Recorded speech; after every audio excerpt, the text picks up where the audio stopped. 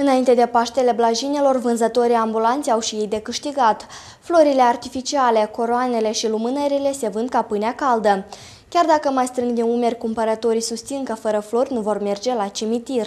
La Căușeni, piața Dimitrie Cantemir s-a transformat într-un adevărat cimitir. Flori artificiale de diferite culori și mărimi au invadat intrarea în piața agroalimentară numărul 1. Vânzătorii susțin că e unica ocazie din an când mai pot vinde bine ceea ce de obicei nu se întreabă.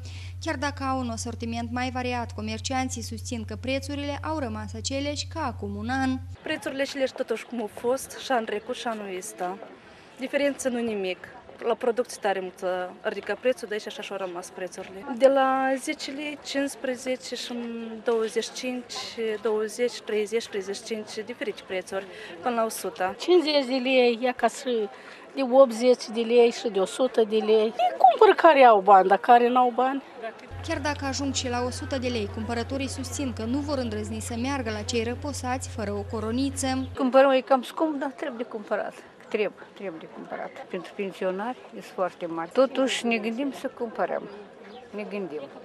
Măcar nu chiar scump, dar mai ieftin, dar și... E cam scumpșoară pentru leafa noastră, dar dăm o dată în an, de unde iese, trebuie să luăm. Să ne ducem să-i bucurăm și pe ei din deal. La părinți, la soț, am cumpărate ca florișele, să le punem. Mâncare, toate cele. Prețul unei coroane variază de la 10 la 150 de lei în dependență de mărimea și calitatea acesteia.